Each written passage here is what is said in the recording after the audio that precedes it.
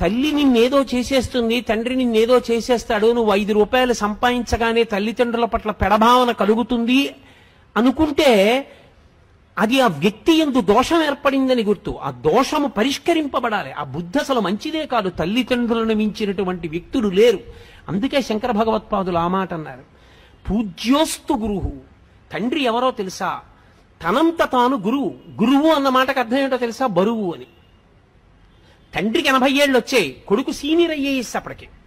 ఇప్పుడు తండ్రి గొప్ప, కొడుకు గొప్ప? తండ్రి శరీరముతో ఉన్నంత కాలము తండ్రి ముందు కొడుకు చిన్నవాడే.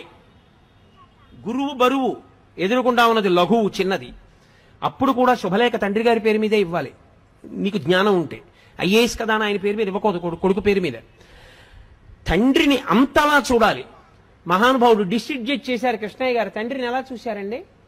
నిజంగా ఎంత సంతోషపడిపోయేవాళ్ళం మనం ఆయన్ని చూసి. అటువంటి తండ్రులు, అటువంటి కొడుకులు నాకు తెలుసు. కాబట్టి తండ్రి ఆయన పూజనీయుడైన గురువు. ఆయన నీకన్నా ఎప్పుడూ 4 ఆకులు తెలిసున్నవాడే.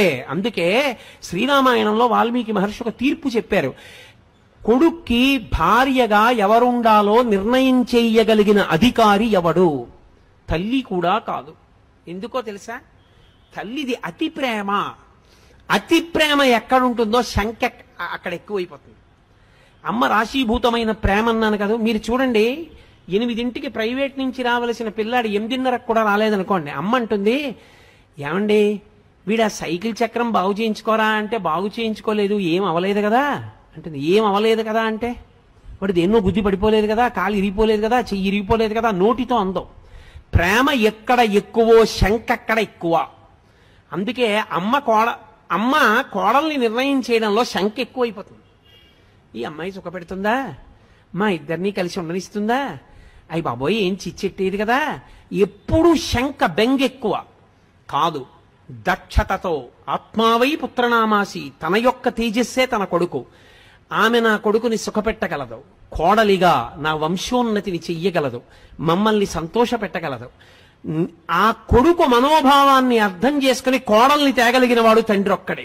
అందుకే శ్రీరామాయణంలో చాలా మంది అనుకుంటారు ఏదో శివధనుర్భంగం అయింది, రామచంద్రమూర్తి సీతమ్మని స్వీకరించాడు అనుకుంటారు. తప్పు.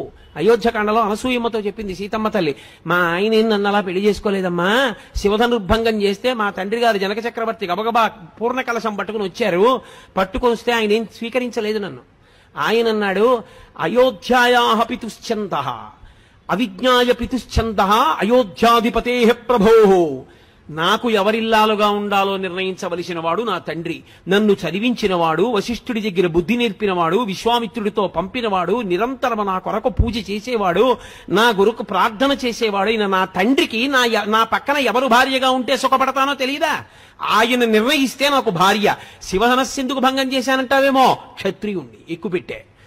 మా నాన్నగారిని పిలిచి మాట్లాడు, మా నాన్నగారు చేసుకోమంటే చేసుకుంటా, లేకపోతే నేను ఈమెను స్వీకరించానన్నాడు. ఆవిడ చెప్పింది అనసూయమ్మతో, అయోధ్యాయాః పితుశ్చందః, మా తండ్రి ఉన్నాడు, ఆయన ఒప్పుకోవాలి, ఒప్పుకుంటే చేసుకుంటా, లేకపోతే చేసుకోనన్నాడమ్మా మా ఆయన.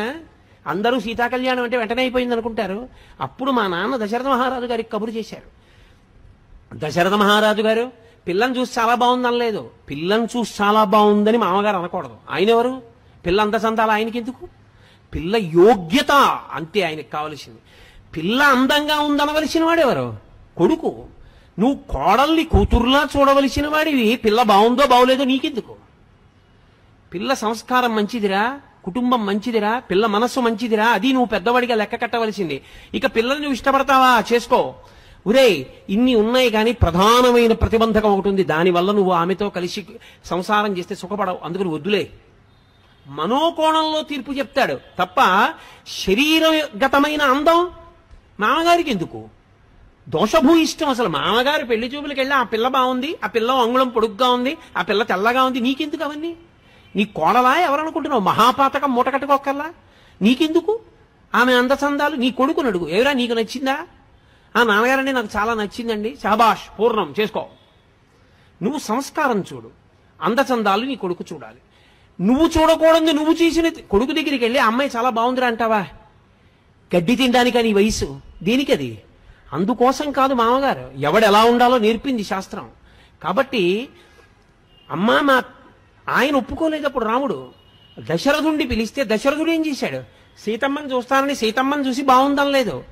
నేను చెప్తే నా గురించి గొప్ప అనుకుంటారు, ఇదిగో మా కులగురువుని తీసుకొచ్చా వశిష్ఠుణ్ణి, వినండి మా వంశం గురించి అన్నాడు. వశిష్ఠుడు చెప్పాడు, ఉన్నవి లేనివి దోషాలు గుణాలు అన్నీ చెప్పాడు. అన్నీ మంచివే చెప్పలేదు. వీళ్ళ వంశంలో ఒక ఆయనకి కోపం ఎక్కువ, గురువునే శపించబోయాడు. అప్పుడు ఆ నీళ్లు ఆయన పాదాల మీద పడితే ఆయన కాళ్లే కాలిపోయి కల్మషపాదుడయ్యాడని చెప్పి అది కూడా చెప్పాడు. ఏం దాపరికం పెట్టుకోవాలా? జనకుడు తన వంశం తను చెప్పలా, పిలిచాడు పురోహితుణ్ణి, నువ్వు చెప్పవయా మా వంశం అన్నాడు. ఇప్పుడు ఆయన చెప్పాడు. ఇప్పుడు విశ్వామిత్రుడు వశిష్ఠుడు శతానందుడు నిర్ణయం చేశారు, ఈ రెండు వంశాలు ఒకరితో ఒకరు వియ్యవందొచ్చని. పెద్దలు నిర్ణయించినారు గాన శుభలేఖ మీద వేసి నువ్వు ప్రేమించడం కాదు, పెద్దలు నిర్ణయించాలి. అందుకని ఇప్పుడు దశరథుడు ఒప్పుకున్నాడు, మా ఆయన నన్ను స్వీకరించాడమ్మా అంది సీతమ్మ. రామాయణం జాతికి నడవడిక నేర్పినటువంటి కావ్యం కాబట్టి తండ్రి ఆయన దృష్టికోణము ఎప్పుడూ ఒక్కటే, నువ్వు సంతోషం, నువ్వు సంతోషం, నువ్వు సుఖంగా ఉండడం, నువ్వు సంతోషం, అదొక్కటే ఆయనకు కావాలి. నువ్వు దుఃఖపడ్డం ఆయన ఒప్పుకోడు. అటువంటప్పుడు నీ దగ్గర డబ్బు తీసేసుకుంటాడు, నేనేదో చేసేస్తాడు. ఆయన జీతం గురించి, నీ జీతం గురించి ఆయనకి తెలిస్తే నువ్వేదో బెంగపెట్టేసుకోవాలని నువ్వు ఎందుకు అనుకుంటావు? అనుకోవద్దు. తండ్రి అయిన ఉత్తర క్షణంలో ఆ పురుషుని యందు ఆ లక్షణం ఏర్పడిపోతుంది. కొడుకుని సుఖపెట్టాలి వచ్చేస్తుందంటే ఆ లక్షణం. కాబట్టి ఇది తల్లిదండ్రుల యొక్క లక్షణం. అందుకే జన్మతః గురువెవరు అంటే తండ్రే. అక్షరాభ్యాసం అందుకే తండ్రితో చేయిస్తారు. అంత సుఖపడాలి, వృద్ధిలోకి రావాలన్న హృదయంతో చేయిస్తాడు కాబట్టి కొడుకు వృద్ధిలోకి వస్తాడని. ఏ కొడుకుకైనా అక్షరాభ్యాసం తండ్రి చేయించడమే వేదం అంగీకరించిన ప్రమాణము. మీరు బాగా చదువుకున్నవారు కదండి, మీరు అక్షరాభ్యాసం చేయించండి అని అడగకూడదు. అసలు నన్ను ఎందరో వచ్చి అడుగుతుంటారయ్యా మీరు అక్షరాభ్యాసం చేయించండి ఒక్కసారి, మా మనవండి మా అబ్బాయి నేను చెయ్యనని చెప్తాను. నేను చెయ్యను, అలా చేయకూడదు. నువ్వెందుకు చెయ్యవు? నువ్వు తండ్రివి, నువ్వు గురువు, నువ్వు చెయ్యి అని చెప్తుంటాను. ఎక్కడో కొన్ని కారణముల చేత కొన్ని ప్రత్యేక పరిస్థితులలో అది ధర్మం అంగీకరించింది, అక్కడ నేను చెయ్యవలసిందే అన్న వాటిని మాత్రం సంవత్సరానికి ఒక్కసారి విజయదశమి నాడు పరదేవత దగ్గర కూర్చుని 2, 3 అక్షరాభ్యాసాలే చేయిస్తాను తప్పించి ఎప్పుడు ఎవరికి అక్షరాభ్యాసం చేయించింది. ఎందుకంటే వేదం అలా అంగీకరించింది. తండ్రి చేయిస్తే వాడు వృద్ధిలోకి వస్తాడు. నీకు మంత్రం ఎవరు ఉపదేశం చేశారు? ఉపనయనంలో తండ్రే. ఎందుకు చేయించారు? ఇంకోళ్ళకి తెలియదా గాయత్రి మంత్రం? తండ్రి ఎందుకు చెయ్యాలి? గురుత్వం తండ్రిది. ఆయన పూజనీయుడు. ఆయన కన్న పూజనీయుడు లోకమునందు వేరొకడు లేడు. పూజ అన్న మాటకు అర్థం ఏంటో తెలుసా? ఎవరిని నువ్వు గౌరవిస్తే నీకు గౌరవం వస్తుందో దానికి పూజ అని పేరు. నేను భగవంతుడి పట్ల కృతజ్ఞుడనై పూజ చేస్తే లోకం నన్ను పూజిస్తుంది. అయా ఈయన కృతజ్ఞత ఉన్నవాడండి అని. తండ్రికి నువ్వు నమస్కారం చేస్తే లోకమంతా నీకు నమస్కారం చేస్తుంది. కృతజ్ఞత కలిగియుండుట, పూజనీయత పొందియుండుట, పూజించుట. తనంత తాను సహజ సిద్ధముగా పూజనీయుడు ఈ లోకమునందెవరు? తండ్రియే. ఆయన ఏం చదువుకున్నాడు, ఎంత చదువుకున్నాడు, ఎంత డబ్బుంది, ఏం చేశాడు అనవసరం. నీకు తండ్రి పూజనీయుడు అంతే శాస్త్రం. ఇప్పుడు మిగిలిన వాళ్ళు తండ్రి లేకపోతే అన్నగారిది. కానీ అన్నగారి ఎంత దోషం ఉన్న వాళ్ళు ఉంటారు లోకంలో. త్యాగరాజస్వామి వారి పెద్దన్నగారు లేడు, జపేశుడు ఉన్నాడు. నేను మొన్న తిరువాయూరు వెడితే ఇప్పుడు జపేశుని యొక్క వంశంలో వాళ్ళే అక్కడ అర్చకత్వం వహిస్తున్నారు. మేము 7వ తరం వాళ్ళమండి. అయ్యో గురుగారు మీరు వచ్చారా, రండి మా ఒకసారి త్యాగరాజస్వామి వారు తిరిగిన ఇల్లు అవి చూపిస్తామని పాపం తీసుకెళ్లి చూపించారు. వేరు మాట అనుకోండి. కానీ అన్నగారు జపేశుడు తమ్ముడైన త్యాగరాజస్వామి వారిని ఎంతో బాధ పెట్టాడు. కానీ శాస్త్రం ఏమంటుందో తెలుసా? ఆయన తప్పు చేశాడు, ఆయన యందు దోషం. నువ్వు తమ్ముడు, అన్నగారి పట్ల నువ్వు తప్పు పట్టవద్దు. ఆయన దోషభూయిష్ఠుడై ఉన్నాడు, ఈశ్వరుడు ఆయన మీద తగిన చర్య తీసుకుంటాడు. నువ్వు నీ వైపు నుంచి నీ ధర్మాన్ని నువ్వు పాటించాలి. అన్నకు ఒక నమస్కారం చేసి వెళ్ళిపోవడమే, ఎదురుపడి తిరగబడవద్దు.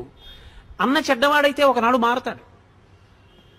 కానీ అసలు యథార్థమునకు మానవీయ సంబంధముల యందు అన్నదమ్ములకు ఉండవలసిన లక్షణమేమి అంటే వాల్మీకి మహర్షి రామాయణంలో ఒక మాట చెప్పిస్తారు రాముడితో. ధర్మమర్థంచ కామంచ పృథివీంచాపి లక్ష్మణ ఇచ్చాపి భవతామర్థే ఏతత్ ప్రతిశృణోమితే అంటాడు. ధర్మము, అర్థము, కామము ఈ 3 నా తోబుట్టువులు అనుభవించిన నాడు తప్ప నేను అనుభవించనన్నాడు రాముడు. అది అందుకే చిట్ట చివర పట్టాభిషేకానికి విమానం దిగినప్పుడు క్షవరం చేయించుకోవయ్యా అంటే తమ్ముళ్ళ వంక చూశాడు. అడగకపోయినా అరణ్యవాసం చేయమని నా వెంట వచ్చి లక్ష్మణస్వామి జుత్తు చూడండి. రాజ్యం తల్లి తెచ్చి ఇచ్చినా అక్కర్లేదని నందిగ్రామంలో కూర్చుని మహానుభావుడు పాదుకలు సింహాసనం మీద పెట్టి పరిపాలించిన భరతుడి జుత్తు చూడండి. వాళ్ళు జుత్తు తీసుకోకుండా నేను జుత్తు ముందు తీసుకుని సహేగంగా తయారవనా, ముందు తమ్ముళ్ళకి తీయండి తర్వాత నేను తీసుకుంటానన్నాడు. అది అన్నగారంటే. ఉండరా దోషభూయిష్టమైన అన్నదమ్ములు ఉంటారు, కానీ లోకంలో ఆదర్శవంతమైన అన్నదమ్ముల్ని తీసుకోవాలి. అందుకే శ్రీరామాయణ కావ్యం ఒక్కటే లోకమునకు ఎన్నో నేర్పుతుంది. మీరు చూడండి, వాలి సుగ్రీవులు, సుగ్రీవుడు భార్యను కూడా వాలి ఎత్తుకుపోతాడు. అదో అన్నదమ్ములు. వాలి చచ్చిపోయాడు, సుగ్రీవుడు మిగిలాడు. రావణ విభీషణ కుంభకర్ణులు. విభీషణుడు ధర్మాత్ముడు, ఎంత చెప్పాడో అన్నయ్య వద్దన్నయ్య అన్నయ్య వద్దన్నయ్య, తమ్ముడు చెప్పాడు వినలేదు, బయటికి గెంటేశాడు. రావణుడు చచ్చిపోయాడు, కుంభకర్ణుడు చచ్చిపోయాడు, విభీషణుడు మిగిలాడు. ఈ విభీషణుడు ఈ సుగ్రీవుడు రామపట్టాభిషేకానికి వచ్చారు. విమానంలోంచి రామచంద్రమూర్తి కిందకి దిగుతున్నారు. భరతుడు పరుగు పరుగున వెళ్లి నేల మీద పడి నమస్కారం చేసి చెప్పుల జత తీసుకొచ్చి, అన్నయ్య 14 ఏళ్లు అడవుల్లో తిరిగావన్నయ్య నా వల్ల, మా అమ్మ కోరబట్టి అన్నయ్య తొందరగా చెప్పులు వేసేసుకో అన్నయ్య అని కాళ్ల కింద చెప్పులు పెట్టాడు. మొదట ఏడిచిన వాళ్ళు ఎవరో తెలుసా? సుగ్రీవుడు, విభీషణుడు.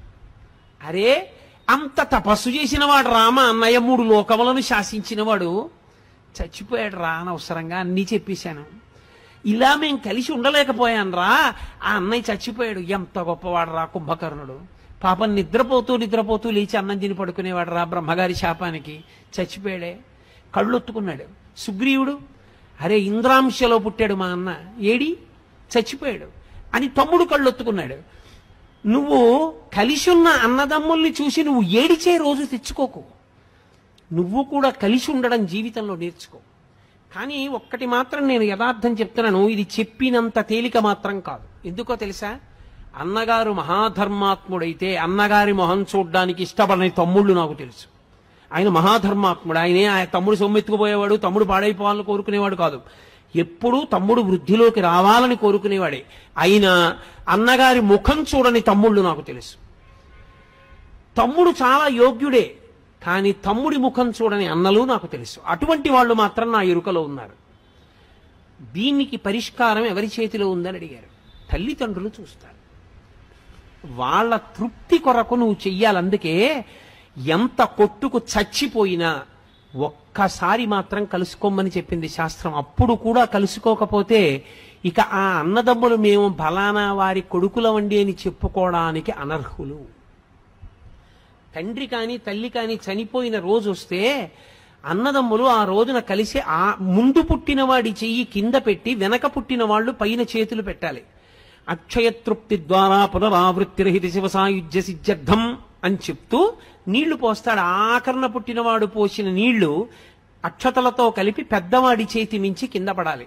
తండ్రి అప్పుడొచ్చి చూస్తాట, అరే ఇద్దరిని కన్నాను, పెద్దవాడు తద్దినం పెడుతున్నాడు, నీళ్లు విడిచిపెడుతున్నాడు, వాడు రాడు, వీడు పిలవడు, వీడు బుద్ధి చెప్పలేదు, వీడు గట్టిగా చెప్పలేదు, వీడిది తప్పే అని ఏడుస్తూ పుచ్చుకుంటాట నీళ్లు. మరి 3 తరాలు ఉండద్దు దక్షిణ దిక్కున పితృస్థానంలో. కాబట్టి అన్నదమ్ములన్న వాళ్ళు తమని కన్నవాళ్ల యొక్క కనీస గౌరవాన్ని దృష్టిలో పెట్టుకున్నప్పుడు 50 ఏళ్ళు వచ్చేసేయి అన్నకి ఎన్నాళ్ళు ఉంటాడు? మహా ఉంటే మీ ఇంట్లో ఉన్న ఆయుర్దాయాన్ని దృష్టిలో పెట్టుకున్నప్పుడు ఇంకో 15 ఏళ్ళు ఉంటాడు. ఇంకొక 15 సంవత్సరాలు ఆయన బతికితే ఆయన తెలివేసి ఉండేది 7.5 సంవత్సరాలు. ఒక రాత్రి నిద్రపోతాడు కాబట్టి 7.5 సంవత్సరాల్లో ఆయన ఏడాదికి మీ దగ్గరికి వచ్చి మాట్లాడితే ఏడాదికి 2 రోజులు కలుసుకుంటారు. కాబట్టి 7.5 సంవత్సరాల్లో 1/2 సంవత్సరం వదిలేసినా ఇక 14 రోజులు. 14 రోజులు అన్నాదమ్ముడు పక్క పక్కన కూర్చున్నా 14 రోజులు మాట్లాడుకోరుగా. ఆయన కాలకృత్యాలు ఆయనవి, ఆయన భోజనం అయింది, ఆయన సంసారం అయింది, ఆయన పనులు ఆయనవి, ఈయన పనులు ఈయనవి. తీసేస్తే సగానికి 3.5 రోజులు. ఇక 50 ఏళ్ళొచ్చిన అన్నగారు తన తమ్ముడితో కలిపి ఈ జన్మకి మేము తల్లిదండ్రుల బిడ్డలమని మాట్లాడుకునేటటువంటి అవకాశం ఏమైనా మిగిలితే 65 ఏళ్లు బతుకుతాడు. వాళ్ళ ఇంట్లో ఉన్న ఆయుర్దాయాన్ని లెక్క కట్టినప్పుడు అనుకుంటే ఇక వాళ్ళిద్దరూ కలిసి మాట్లాడుకునేది 3 రోజులు. 3 రోజులు మాట్లాడుకునే దానికి దేనికి మీ ఇద్దరు దెబ్బలాడుకుని అన్న ముఖం చూడని తమ్ముడు దగ్గరికి వెళ్ళలేని అన్నగా మారారు. సిగ్గుపడద్దు. అది ఆ అనుబంధాన్ని అర్థం చేసుకున్నప్పుడు ఎందుకు కలిసి ఉండలేవు నువ్వు? ఎందుకు సంతోషంగా ఎక్కడ మీ ఇద్దరికి అభిప్రాయ భేదం లేదో ఆ విషయాన్ని మీ ఇద్దరు మాట్లాడుకుని వెళ్ళిపోతే సరిపోయిందిగా. ఏది అభిప్రాయ భేదమో దానికి ఎందుకు చొక్కా పట్టుకుంటారు? ఏది ఇద్దరు కలిసి ఉండగలరు. నీకు దోసకాయ పప్పు ఇష్టం, అన్నయ్య వచ్చాడు దోసకాయ పప్పు ఇవే, అన్నయ్య నీకు దోసకాయ పప్పు ఇష్టం రా ఇంకొంచెం వేసుకో అని తమ్ముడు గరిటితో ఇలా వేశాడు అనుకోండి, 50 ఏళ్లు దాటిపోయిన అన్నగారికి తమ్ముడు అన్నయ్య నీకు దోసకాయ పప్పు ఇష్టం అన్నయ్య అని ఒక్క గరిటె దోసకాయ పప్పు వేస్తే అన్న పొందేటటువంటి ఆనందం మీరు ఆలోచించండి. చూడవే వాడంతా గుర్తుపెట్టుకుని దోసకాయ పప్పు ఏమని అన్న దోసకాయ పప్పు వేసాడే, ఎంత పొంగిపోతాడు. అది చాలు ఆయనకి ఏమైనా ఉంటే మారిపోవడానికి. అరే ఆ ఒక గరిటె దోసకాయ పప్పు అన్నయ్యని ఇంటికి పిలిచి పెట్టడానికి నీకు ఐశ్వర్యం పాడైపోయిందా? ఏమి నీ కర్మ? ఎందుకు దెబ్బలాడుకున్నావు? దేనికి మాట్లాడవు? ఇది మనస్సు యందు ఏర్పడినటువంటి దోషం. దీన్ని దిద్దుకోవాలి. 50 ఏళ్ళు వచ్చి నీకును 45 ఏళ్ళు వచ్చిన తమ్ముడికి ఎవరు పాఠం చెప్తారు? తెల్లవారు లేస్తే 50 మంది నువ్వు చెప్తున్నావా? నీకెవరు చెప్తారు వచ్చి? ఇది కర్మ. దీన్ని మార్చుకోవాలి. మార్చుకుని మనసుని సంస్కరించుకోవలసి ఉంటుంది. అది లేనినాడు ఆ మానవీయ సంబంధములకు అర్థం లేదు. రాముడు ఏడిచాడు, బ్రహ్మాస్త్రం వేస్తే లక్ష్మణుడు పడిపోతే ఆయన ఏడిచిన ఏడుపు మీరు చదివితే రామాయణంలో అసలు మానవీయ సంబంధములకున్న అందం తెలుస్తుంది. ఆయన అన్నాడు, దేశే దేశే కలత్రాని దేశే దేశే చ బాంధవాః. ఒరే నాకు భార్య లేదని బాధ లేదురా, ఇంకో దేశం పెడితే నాకు పిల్లనిస్తారా? పెళ్ళం మళ్ళీ దొరుకుతుంది అంటే సీతమ్మని తక్కువ చేశాడని కాదు, భార్య దొరుకుతుందిరా. కానీ అమ్మకి నాన్నకి పుట్టిన వాళ్ళము అన్న వాళ్ళల్లో తోడ పుట్టినవాడన్నవాడు ఇక మళ్ళీ నాకు రాడుగా, దశరథుడు చచ్చిపోయాడుగా, ఇంకెక్కడి నుంచి వస్తారా తోడ పుట్టిన వాళ్ళు? నువ్వు వెళ్ళిపోయావా నాకన్నా ముందని ఏడిచాడు. అది అన్నదమ్ములంటే. రామాయణాన్ని మీరు చదివితే అసలు ఒక అన్నగా, ఒక తమ్ముడిగా, ఒక కొడుకుగా, ఒక బావగా, ఒక అల్లుడిగా అసలు ఎలా నిలబడాలో, ఎలా మాట్లాడాలో, ఎలా ప్రవర్తించాలో అర్థమవుతుంది. ఈ దేశానికి వచ్చిన పెద్ద దరిద్రం ఎక్కడొచ్చిందంటే రామాయణ భారత భాగవతములు లౌకిక రాజ్యం అన్న పేరుతో చెప్పకూడదన్న మాట పిల్లలకి ఎప్పుడు ప్రారంభమైందో అక్కడ ప్రారంభమైంది పతనం. రామాయణ భారత భాగవతాలు పిల్లలకి చెప్పడం పాఠ్యాంశములుగా మారితే అప్పుడు నిజంగా అర్థమవుతుంది. సుఖమన్న మాటకు అర్థం ఏమిటో రామాయణం వింటే అర్థం అవుతుంది. ఒక్క మాట అన్నాడు దశరథుడు, ఒరేయ్ నాన్న నేను కైకమ్మకి మాట ఇచ్చానని కదా వెళ్ళిపోతున్నావు, ఒక్క పని చేయరా, నేను కైకమ్మకి మాట ఇచ్చాను రాజ్యం తీసేసుకోమని అయిపోయిందిగా, నా పని అయిపోయింది, ఒక్క పని చేయి, రాజ్యం క్షత్రియ భోజ్యం, నేను 60,000 సంవత్సరముల వయస్సు పెద్దవాణ్ణి అయిపోయాను, నీ ముందు నిలబడి యుద్ధం చేయలేను, యుద్ధం చేసి బాణాలతో నన్ను కొట్టేసి బంధీకృతుణ్ణి చేసి కారాగారంలో పరేసి రాజ్యం తీసేసుకోరా, నేను కారాగారపు ఊచల్లోంచి నిన్ను చూస్తూ బతికేస్తాను రా, నిన్ను చూడకుండా ఉండలేను రా అన్నాడు. అది తండ్రి అంటే కొడుకన్న రామచంద్రమూర్తి అన్నారు, నాన్న తండ్రిని సత్యవాక్య పరిపాలకుణ్ణి చేసి తండ్రిని ఊర్ధ్వలోకముల యందు నిలబెట్టినవాడు కొడుకు, అంతేగాని రాజ్యం కోసం అలా చేయనా, వద్దు నాన్న ఎన్నాళ్ళు 14 ఏళ్ళు తిరిగి వచ్చేస్తానని వెళ్ళిపోయాడు. అది కొడుకు, అది తండ్రి. రామాయణం చెప్పకుండా చెప్తుంది రాముడంటే తండ్రి అంటే ఏమిటో, కొడుకంటే ఏమిటో. తండ్రి ఎంత వెంపర్లాడతాడో రామాయణంలో ఒక మాట చెప్తాను మీకు. కౌసల్య వెళ్తోంది, రాముడు అక్కడ కొండ మీద ఉన్నాడని తెలిసి దర్భలు దక్షిణ దిక్కుకి కొసలుండేటట్టుగా పెట్టబడి దాని మీద గారపిండి ముద్దలు కనబడ్డాయి. కౌసల్య నేల మీద పడి గుండెలు బాదుకుని ఏడిచింది.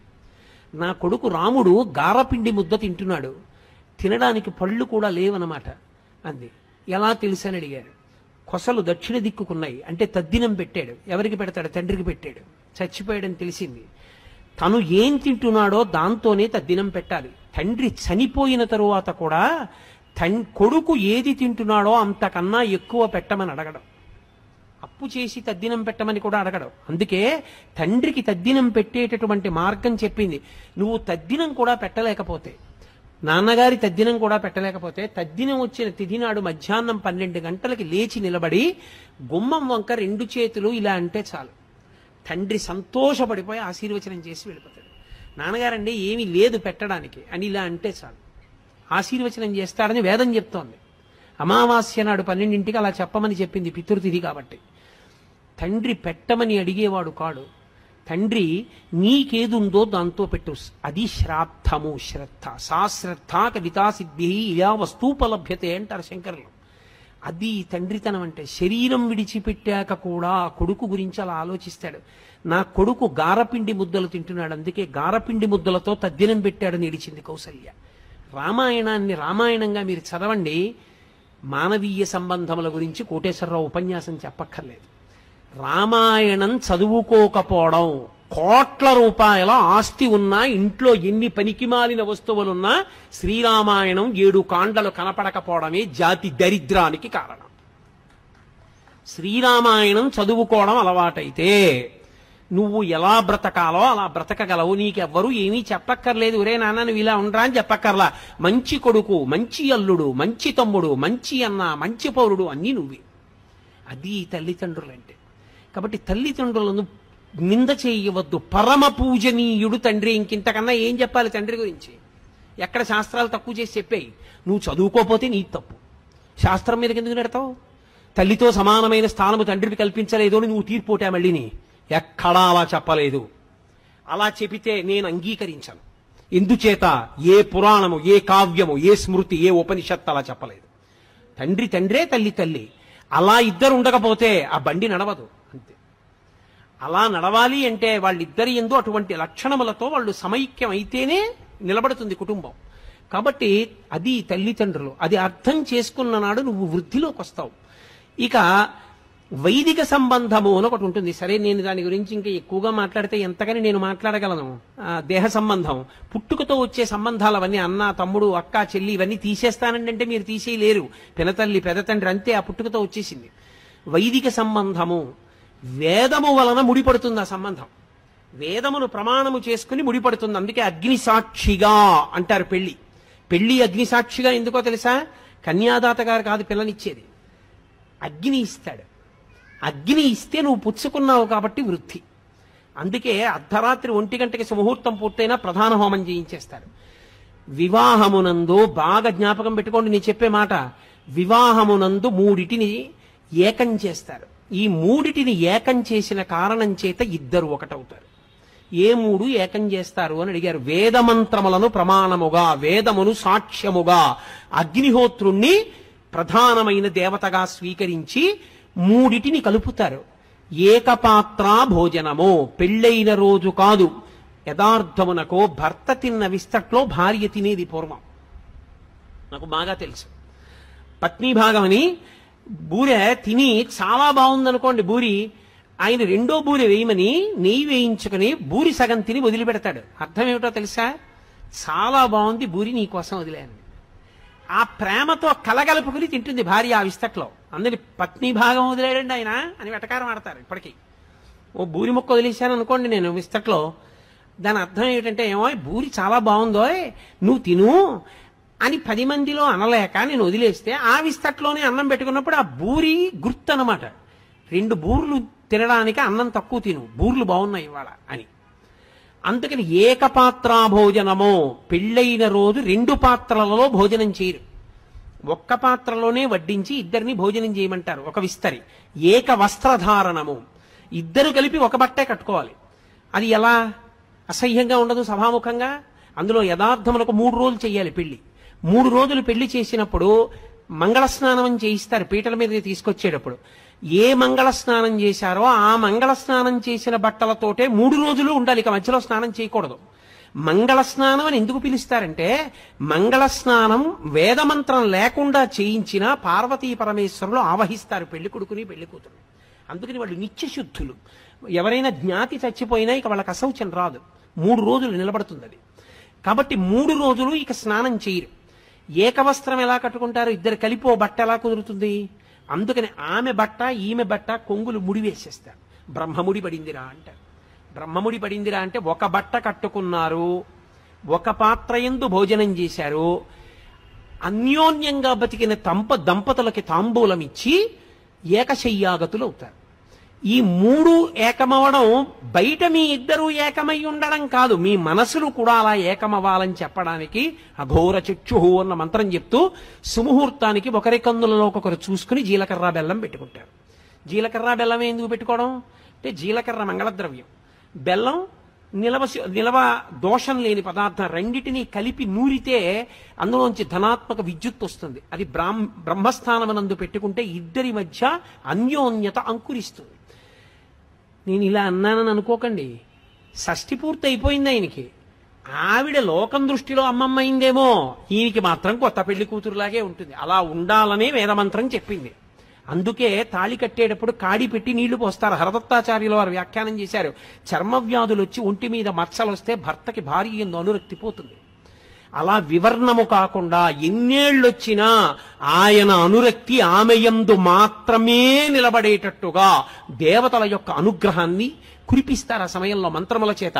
అందుకని కాడితో నీళ్లు పోయించి మంగళసూత్రం కట్టిస్తారు. ఇది వేదము చేత పడిన ముడి, వేదము ప్రమాణముగా పడిన ముడి. చిత్రం ఏమిటో తెలుసా? ఈ ముడిని బట్టే నిన్ను కన్న తల్లిదండ్రుల అభ్యున్నతి కూడా ఆధారపడుతుంది. చిత్రం ఏమిటంటే లోకంలో అన్నిటినీ దాటి పరమ పవిత్రమైపోయిన అనుబంధం ఇది భార్యాభర్తల అనుబంధమే. అందుకే విశ్వనాథ సత్యనారాయణ గారు 1000 పడగలు రాస్తూ అబ్బా ఓ మరచెంబును అడ్డుపెట్టి దాంపత్యాన్ని వర్ణించాడు మహానుభావుడు. కాబట్టి వాళ్ళిద్దరి మధ్య పెరుగుతున్న కొద్దీ అనుబంధం, మొదట్లో ఇద్దరి మధ్య ఆకర్షణ కారణం అవుతుంది. కానీ షష్ఠి పూర్తికి వచ్చేటప్పటికి ఆ దంపతుల యొక్క లక్షణం ఎలా ఉంటుందో చెప్పారు. అసలే అది కొత్తపల్లి కొబ్బరి మామిడి పండు మా గోదావరి జిల్లాలో దొరుకుతుంది. అబ్బో ఎంత రుచో! అది ముగ్గిపోయింది, సువాసన. ఏదో పరక మామిడి పళ్ళు కొన్నాడు, 13 మామిడి పళ్ళు తెచ్చి పైన గడ్డేసి సర్దుతున్నాడు. కింద తేనె జాడి ఉంది, రోజు శివానికి అభిషేకం చేసుకోవడానికి పుట్ట తేనె తెచ్చాడు, అక్కడ పెట్టాడు. ఈ 13 పళ్ళు పేరుస్తుండగా ఓ పండు జారి టపుక్కుని నేతి జాడీలో పడిపోయింది. ఆయన చూసుకోలేదు, ఇలా చూసి పళ్ళన్నీ తీసి పైన పేర్చాడు. 12 ఇచ్చాడు. చూసావా ధూర్తుడు, నేను లెక్క పెట్టలేదు, 13వ పండు పోయింది, వాడు ఇవ్వలేదు అనుకున్నాడు. సరే 12 పళ్ళు తినేశాడు.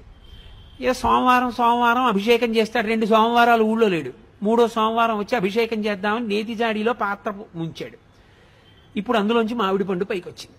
అసలే కొత్తపల్లి కొబ్బరి, దాని మీద ముగ్గిపోయింది. 2 వారాలు తేనెలో ఉండిపోయింది. ఇప్పుడు దాని రుచికి కొత్తపల్లి కొబ్బరి ముగ్గని పండుకి సామ్యం ఉంటుందా? షష్ఠి పూర్తి నాటి అనుబంధం అది. అప్పటికి ఆయన అంటాడు, ఇంత పిచ్చిది ఏమిటో పర్వాలేదులేండి, కొడుకు జాగ్రత్తగా చూస్తాడు అంటాడు. ఆవిడంటుంది, మహానుభావుడు మళ్లీ జన్మంటూ ఉంటే ఆయనకే ఇల్లాలు అవ్వాలంట. అప్పటికి ఆ అనుబంధంలో ఉన్న పవిత్రత అది. కాబట్టి ఆ భార్యాభర్తల సంబంధం ఉందే అసలు అద్వితీయం. అనసూయమ్మ రామాయణంలో మాట ఉంది, అమ్మా నేను నీతో ఒక మాట చెప్తానని సీతమ్మతో చెప్తూ అంది, అనుశిష్టాం, నేను లోకంలో అత్యంత గొప్ప వ్యక్తి అని చెప్పదగిన వాడంటూ ఉంటే కృతమిహావ్యయం అంది. రాశీభూతమైన తపస్సెవరో తెలుసా? భర్తయే. ఆమెకి ఏం తెలుసు ఏం తెలీదు అనవసరం, ఆయన ఇల్లాలు గౌరవం అంతే.